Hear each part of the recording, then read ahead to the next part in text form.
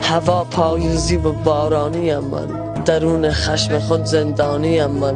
چه فردای خوشی را خواب دیدیم، تمام نقشه ها بر آب دیدیم. چه دورانی، چه رویای عبوری، چه جستنها به دنبال ظهوری. من و تو نسل بی پرواز بودیم، اسیر پنجه های باز بودیم. همان بازی که با تیغ سرانگشت به پیش چشم های من تو را کشت. تمام آرزوها را فنا کرد، تو دست دوستی من را جدا کرد. تو جام شکران را سر کشیدی، به ناگه از کنارم پر کشیدی. به دانه دانه اشک مادرانه، به آن اندیشه های جاودانه. به قطره قطره خون عشق سوگند، به سوز سینه های مانده در بند. بگو آنجا که رفتی شاد هستی، در آن سوی حیات آزاد هستی.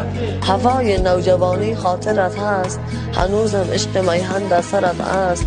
تبر تقدیر و سر و سبزه‌ای نیست، کسی دزد شعورت نیست آنجا. تجاوز بر غرورت نیست آنجا. خبر از گوره های بینشان هست، صدای زجه های مادران هست. بخوان هم درد و هم نسل هم را، بخوان شعر مرا با حسرت و آه. دوباره اول مهر